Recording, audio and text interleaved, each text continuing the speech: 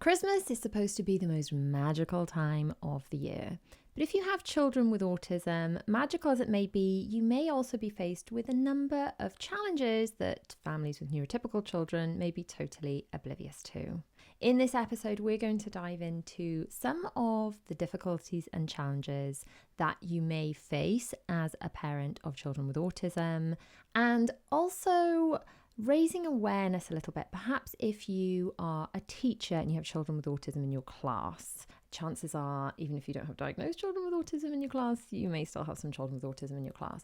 Or if you have extended family members that have children with autism, hopefully by the end of this episode, you're going to have a little bit of a better understanding of the challenges they may face. You can perhaps help to be a bit more accommodating and help them out a little bit more, because we're also going to look at some solutions to help make these little points of friction go a lot smoother for everyone involved so that everyone can have a very Merry Christmas. So if we've not met before, hello, I am Rhiannon Morgan. You are listening to the Real Talk with Rhi podcast. You may know me from my main channel, Mummy of Four, or my Disney channel, Mummy of Four Does Disney.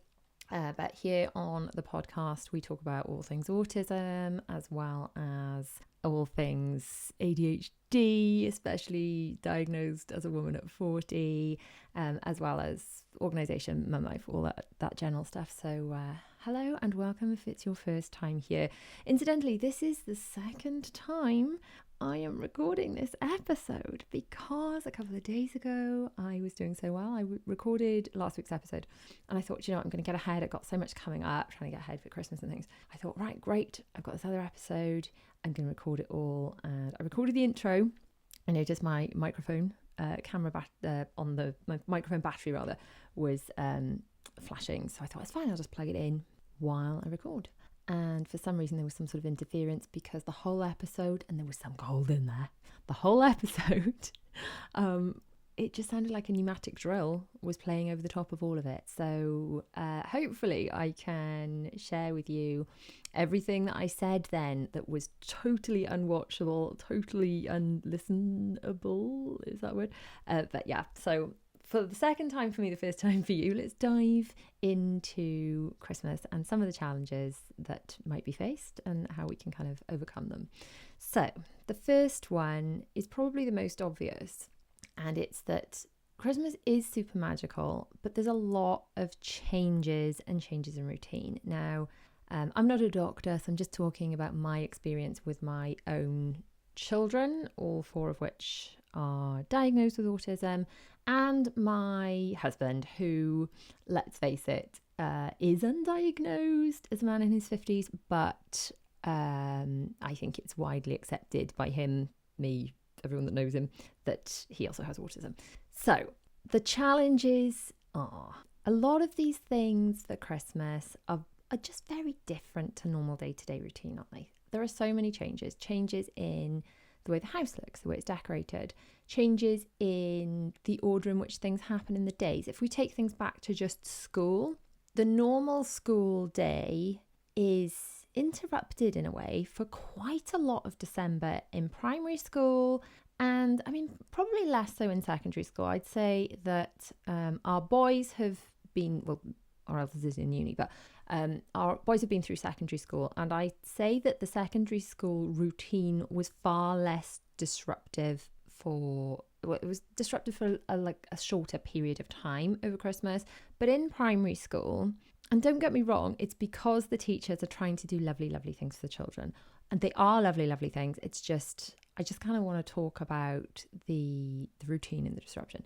So examples of disruption in routine. So on a normal day, maybe they go in, they do, so both of our girls are in the juniors, they'd go in, they do registration, they do some reading in school during registration, and then they have whatever, not quite as much of a structured day as secondary school, but certainly more of a structured day than in the infants, where they'd have, say, a block of maths and then a block of literacy or whatever, and then lunch, and then they'd have, blocks of whatever in the afternoon. PE would always be on a certain day, things like that. Now, over Christmas, maybe there'd be a whole day of just rehearsing for the concerts, the school shows, concerts, whatever you want to call them. Maybe there'll be a whole day of crafts.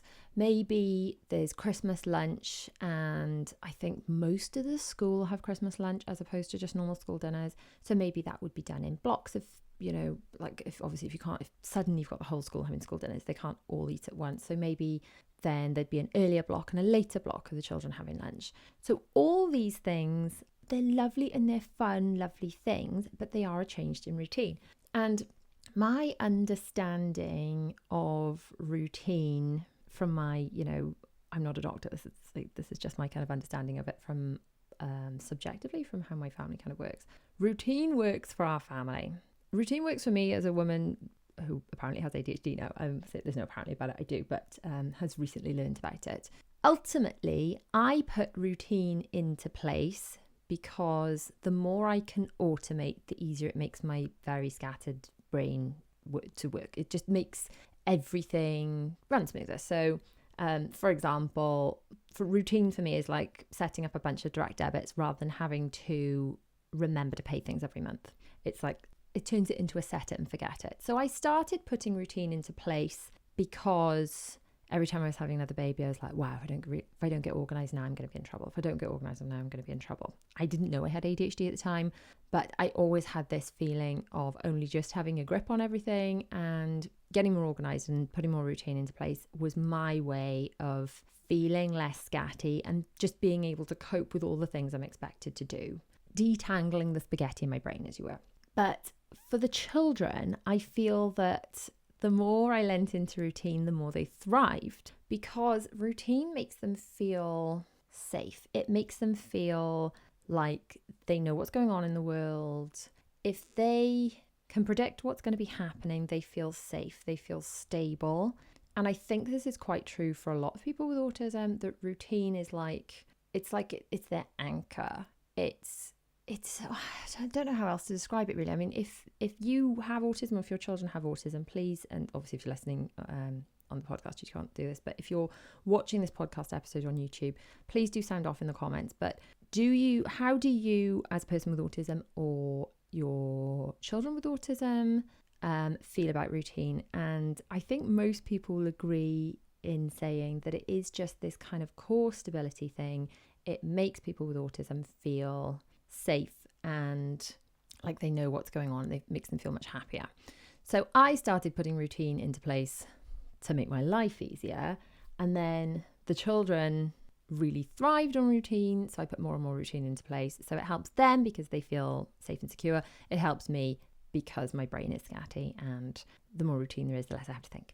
It works for a lot of neurodivergent people for different reasons. So the struggle of Christmas is when things are like, surprise, we're doing this fun Christmas activity. For neurotypical children, and I guess I'm not neurotypical because I've got ADHD, but I can remember being in school and be like, what, no work today, woohoo, like I would have been thrilled. Any day where it was like, we don't have to do a normal work day, we're doing something fun instead, I was there for it. I was like, I don't care if you sprung that on me or if I knew it was coming, I'm happy. My children, however, are slightly different. It's like they love the fun stuff, but they prefer to be prepared. My children, they get more excited, they get more enjoyment out of things if they are prepared. So if you take Disney, for example, so as I mentioned, I've got a Disney channel, Mummy Forte does Disney. If you love Disney, go check it out, because if you love Disney, you'll love it. It's just, we share all the magic plus all the tips and things for maximizing trips. So loads of people, they'll pick up their kids from school and be like, surprise, we're going to the airport. And that's amazing. That's so magical. But I said to my children, bear in mind, they've been to Disney before, they know what it's like, and they love it. So anytime it's like, do you want to go? You thought they'd be like, yeah, definitely. So I said, a lot of people do these surprises. It's like, surprise, we're going to Disney, like tomorrow or today or whatever. Would you like that? And their response was, Disney, yes. The surprise, no, please don't do that. And you would have thought they'd be like, well, any sort of Disney, I'd take it, because they genuinely love it. But it was just like, no, that would not feel good for me. And I think it's similar to that with the Christmas stuff. It's like, if they know what's coming, if they know next week there's going to be a whole day where they don't do lessons, they're going to do this instead, and they know that's coming, and that can like be predictably put on the calendar, they're going to enjoy that so much than if the teacher's like, surprise, guess what we're doing today? It's something totally different, which would potentially totally spin them out.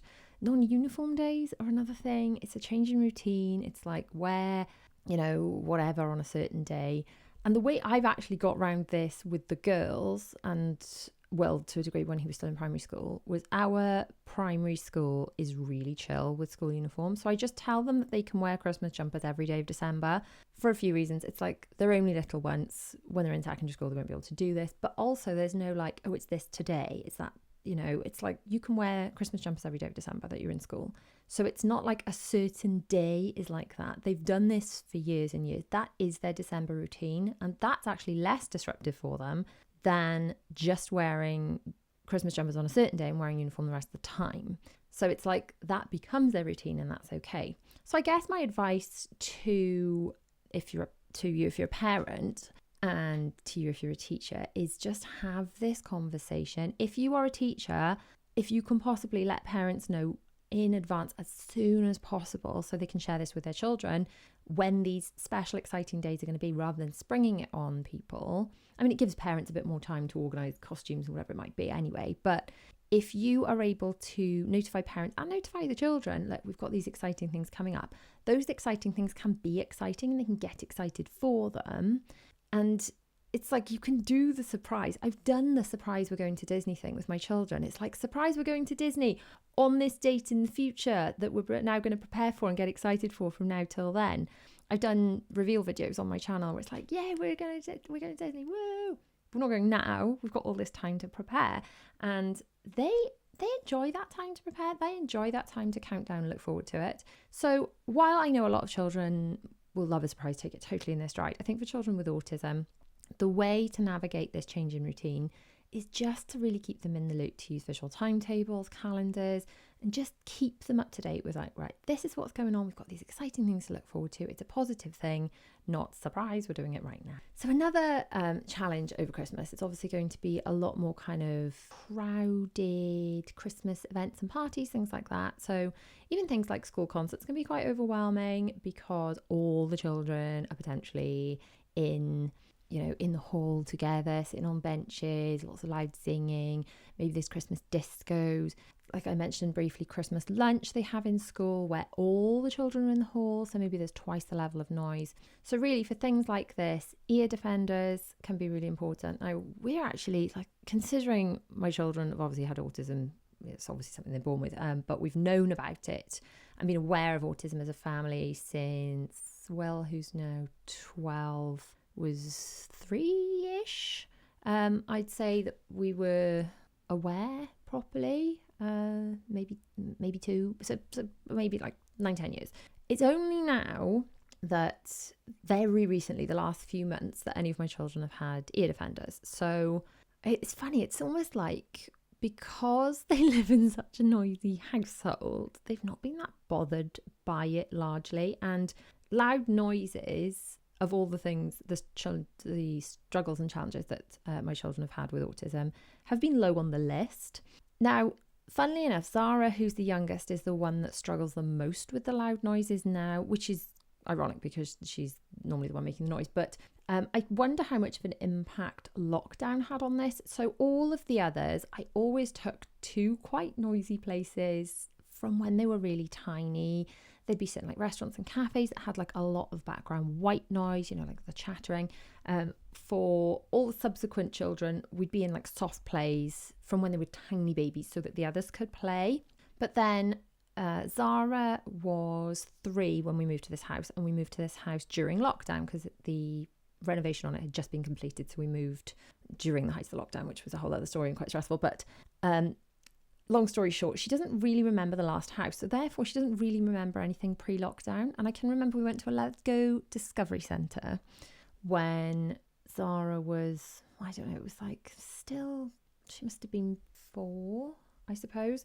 And that was the first time we'd been in anywhere with that kind of soft play noise. Do you know what I mean? Where you're like, it's indoors, It's loud and kind of like a bit of an echo, sort of. I mean, it's not a super confined space, but it's an indoor space where the noise is kind of echoing off the walls. And the others weren't bothered by it, but then they could remember having been to soft plays and things like that beforehand. And it's the first time I really noticed any of my children really super struggling with the overwhelm of noise. I'm not sure Zara was even diagnosed at the time. I don't think she was. But it really did. It was like, oh, well, she's struggling with this. And she's managed quite well. But recently we have moved into the ear defenders. So she's got the overhead ear defenders. And Bella reasonably recently has had the inner ear, the loops, which are really good. So Zara has the overhead ear ones because her ears are so tiny. She doesn't like anything inside of her ears, and Bella likes the loops because it's very rarely that she needs them. Perhaps it's just fireworks. And also randomly and interestingly, I think it's interesting anyway, my children are totally unbothered by fireworks in Disney. We've done Disney fireworks so many times, but for me, the Disney fireworks are less about the bangs and more about what you're looking at in the music, which is sort of a beautiful swell of the music. It's magical. Whereas local fireworks displays, with a lot more focus on the bang and the echo, really seem to trigger my girls especially a lot more. So circling back around to Christmas, because we've gone a little bit of an ADHD side quest here, but there are likely to be events that are slightly more overwhelming than your average event over Christmas. Circling back once more, just to finish my thought I was on. It's also quite interesting that our eldest has generally seemed pretty unbothered by noise and things for many years. But since he's been in uni, whenever he comes home, he is a bit more bothered by it. It's like he was just desensitized to it living at home in a very noisy household. When all the children are together, it's loud here. It's really loud. But now he's had that peace from that. When he comes back, he does struggle with it a little bit more when everyone's talking over each other. So anyway, I just thought that was a bit interesting. Anyway, some challenges can be obviously if it's a disco.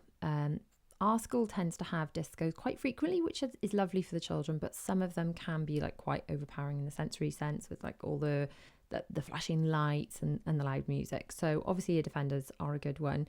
It's good to ask any events that you're going to if there is like a quieter space that you can retreat to with your children if they are struggling. And again, just preparation is key. It's like speak to your children about what they're likely to expect, so they're not a little bit blindsided when they get there. So it's like, okay, well, it's going to be a disco, it's going to be like this, but we've got, you've got your ear defenders, you can retreat to a quieter space if you need it. And just knowing in advance that they've got those options just means they're far more likely to cope. The general festive cheer and excitement can be a bit overwhelming. I mean, for everyone, but especially for children with autism.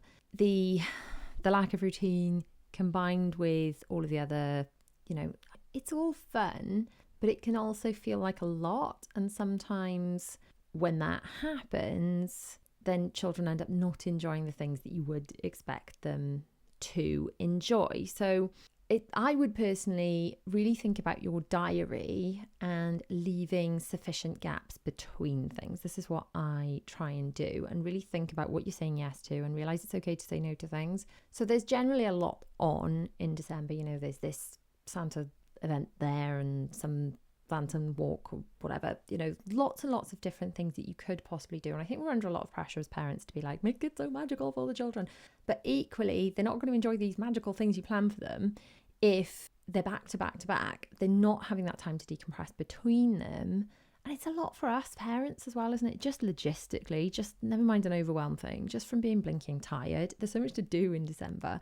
So leaving like a little breathing space. So for example, I'm not doing very well because this weekend I've got things both days, but that's just, I've got things both days, not the children. But I try and only book in, like, if we're having one busy day on the weekend, to book in the other day as a quiet, homey day for them to kind of decompress. And I find that this helps everybody, especially in cold and flu season, which it is, then it gives everyone a bit of time to just rest, decompress, feel better, and not feel like you're just running from one thing to another thing, which can be a lot for us logistically as parents to have to organise and fit in, but a lot for children with autism to process. And I just feel like my children need those little gaps in between to calm down, to chill out, to reflect on what they've done and look forward to the next thing. Now, sensory issues, and specifically I'm going to think about clothing now, can be a bit of a challenge for children with autism. So think about Christmas concerts.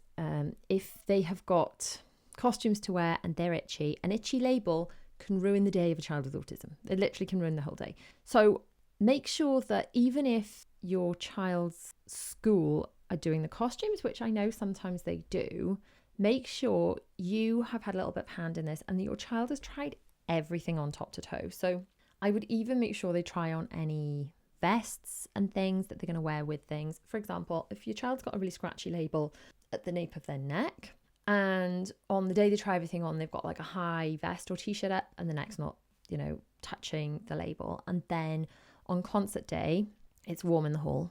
And definitely speak to your child's school. You're not familiar. I mean, if you are familiar, if you've done these things previously, you'll know what the temperature's been like in there. And generally in our school, it's boiling in the halls. There's so many bodies in there. But speak to your child's school if it's your first time for your child to be doing a concert in that particular hall. Ask how warm it's going to be and think about like the layers and things accordingly. But make sure they've tried everything on, because if suddenly they're not wearing a vest and they try something on, they've got some itchy label, they're not going to be able to enjoy that experience. Their day will be ruined. They're going to be upset on the stage. They're just not going to enjoy it. So try absolutely everything on and see if you can work around any of these sensory things, chopping out labels, putting patches over things if they're itchy, like just general, if you think of like just general like princess dresses and things, my girls hate wearing those next to their skin, which is why, again, if you've watched the Disney Channel, they tend to wear more of, if we're going somewhere warm, more of the like t-shirty material dresses. And when you've seen them wear the big poofy dresses, it's when we've been on colder trips, we've been to like Disneyland Paris, and they've got loads of layers underneath, because the very princessy, the authentic dresses tend to be a bit more itchy, and they like to wear those over things. So just these are considerations. And Christmas jumpers, Christmas events, but most specifically Christmas concerts, are when these kind of clothing sensory issues are likely to come up for your children. And obviously, if you are a teacher and you've got kids in your class with autism, make sure you're talking to the parents of the kids to make sure that all this is kind of covered and tried on in plenty of time before the concert. So something else your children are going to come up against probably at Christmas is seeing random family members that they don't see that much. Help them prepare for this by showing them, if you're going to someone's house, show them pictures. I always take so many pictures, which is really, really handy. And I've always done this long before I started blogging, vlogging things. But it's really handy because you can show your children, hey, this is where we're going. You remember Auntie, whatever, this is a picture of her. And they're like, oh yeah, that's fine. And it's not so overwhelming then, where are you going? But pictures of them with the people, pictures of the house that they're going to. If you're going somewhere they can't remember, you don't have pictures, ask the people in the place that you're going to send pictures, and you can be like, look, see, this is where we're going. And they'll be like, oh yeah, that's cool, I remember that. And they're just going to feel better about going to those places and seeing these people. If they can picture where they're going to be going, it's going to take away the anxiety. Now, there's a whole other element that unfortunately a lot of parents of kids with autism will have dealt with, and that is the judgment element, which tends to fall more onto the parents than the children. But sometimes some, especially elderly relatives, do say just really inappropriate things even to your children. And then you've got to prepare yourself for the oh, he doesn't look autistic kind of comments, because people just don't actually understand what autism really is. And I mean, there's a whole episode I think I've done where we discuss this in length, which you can go and watch or listen to after this one. But the judgment of people can be so difficult. And ultimately, if you've seen people, you're about to see people that you haven't seen perhaps since the previous Christmas or even longer, and maybe last time you saw them, your child hadn't been diagnosed, you didn't have the concerns, and this is kind of the update since you last saw them. I personally like to prepare myself for these situations with kind of like one-liners, kind of like in business where you're told to come up with an elevator pitch, which is how you can explain in the ride of an elevator or a lift, as we say in the UK, but how you can explain what you do in business in the amount of time it would take you to ride in a lift, and that's an elevator pitch. Well, you kind of almost want the same stock thing to explain your child's difficulty. I mean, you don't have to explain it to anyone, but if you choose to explain it, that you have a concise way of explaining it to people that is like pre-rehearsed. You just kind of fire it out, answer any questions, and you shut it down and move on. So the best way I describe autism is everyone struggles with something. Autism, just for my children at least, means that they may not struggle with maths, English, science, that kind of stuff, academic stuff. But my children happen to struggle with other things like changes in routine, some sensory issues, and just things along those lines. So, I mean, that's not very concise. I can kind of fine tune that. But that's the way I describe autism when talking to my children, that everyone has challenges. Autism just describes your particular set of challenges. And that's how I explain autism to my children. Obviously, everyone with autism is different. And, you know, some people with autism obviously still struggle with maths and English and things. But that's my children's particular understanding of their challenges. So if you can just come up with a concise, and quite frankly, you can get ChatGPT to help you do this if you're really struggling. If you write into ChatGPT, I'm going to a Christmas party and I need to be able to explain my child's autism difficulties in a sentence to elderly people that know nothing about it, then, you know, what's the best? My particular child's particular struggles are X, Y, and Z. Help me come up with a concise 1 or 2 sentence way of explaining this. ChatGPT will help you explain your child's very specific difficulties in a sentence or 2. You can literally just learn that, recite it at people. And then the second tip you can do is, it's called the bean dip thing, which I'd heard this in a business book. So I was reading this business book about content creation and ultimately what I do for a living. If you're watching or listening to this podcast, then you probably have a better understanding of what I do for a living than 95% of people I know in my real life. And I still cringe at people are like, so what do you do for a living? I'm like, because I don't like the term influencer. It conjures up a very image that isn't sort of me.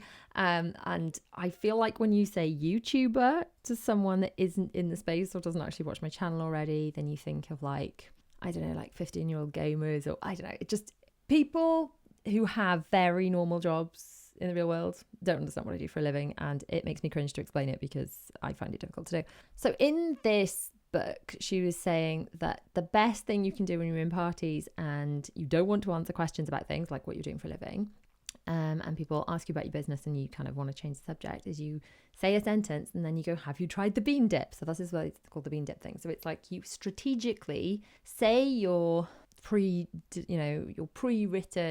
this is a challenge we've been going through, whatever it is that you're comfortable with sharing. And then you go, oh, have you tried and basically you change the subject, okay? Basically, this person that clearly doesn't understand what it is, rather than listening to their barrage of opinions that they're about to give you unsolicited, you go, yeah, over the last year, they've been diagnosed with autism. This basically means that although they don't struggle academically, there are a few other challenges they struggle, such as sensory issues, routine, overwhelm, that kind of thing. And luckily now that we've got this understanding for them, we're able to put all the support in place so that they can thrive. Have you tried the bean dip? What have you done? Where are you going on holiday next year? Change the subject. And I think by preparing for these awkward conversations, it can feel less overwhelming because you've already got an answer prepared, and ultimately you're less blindsided and come away feeling less like, ugh, because I think we've all been there. I think we've all been there with friends, relatives that just don't get it. So a few kind of bonus tips I want to share about the festive season. But first of all, before I do that, if you are watching on YouTube, according to my YouTube analytics, they tell me that something like 68%, might be higher than 68%, it was high 60s, % of you watching are not actually subscribed. So if you want to do me a huge favor and subscribe to the YouTube channel, I would just be so grateful, because that is a really great way to show support for the channel. It is totally free. Plus, if you press the subscribe button, it does a really cute animation thing. So press that and you can have a look. And if you press the like button, it does a different animation. So just, press one of those buttons, both of them ideally. And yeah, it would be also really, really great if you could just let me know down in the comments your experiences with relatives, friends and relatives. Have you struggled with explaining your children's autism or the process they're going through for assessment to people? Have you had people that have been really poor at understanding? Have you been really blessed with very sort of educated people that understand? I would be really genuinely interested to hear in the comments about your experiences, because it's also really nice, not that it's nice that anyone's finding any other challenges, but it's nice to know that we're not on our own and that other people are struggling with similar things too. And it just breeds a really nice sort of sense of community and makes us feel like, hey, other people are going through this. Although I don't know any people in my real life going through it, there are plenty of other people in this community that are going through it too. And it definitely helps me. I hope it helps you guys too. Anyway, back to some of these bonus tips. You can simplify gift giving. If there is anyone you can avoid having to swap presents with, things like that, then do that. That's less overwhelm for your children as well, because again, gifts can be great, but also they can be really overwhelming. So kind of slim that down.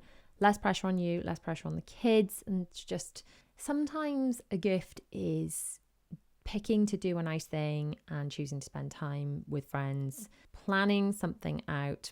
Which leads me on to my next tip, which is just make sure that you have really nice things you generally want to do planned in and book those things in first. So for me, I'm really lucky to have friends that also have children similar ages to my kids. And my children don't have cousins the way I did. Like I grew up, I was the eldest cousin, not the eldest sibling. I was also the eldest sibling, but I was the eldest. And I loved my cousins, and although none of us were the same age, I was the eldest and I kind of mothered them all. It was lovely.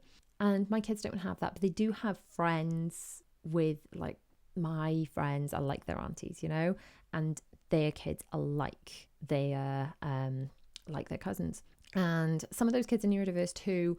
What I'm going to be doing is making sure that we've booked something in that's lovely and Christmassy to do together. We're going to take the pressure off and be like, right, we're not going to exchange gifts and things. We're just going to do a get together, a little, picky festive spread, just something simple. We did something simple for Halloween. Everyone just brought something. It was so nice. And that was like a lovely, lovely festive thing that the children could look forward to. We can put in the calendar, brought together with like-minded kids that they get on with. They have such lovely memories and things from something so simple. It doesn't have to be, getting on a plane to Lapland to be a magical Christmas experience.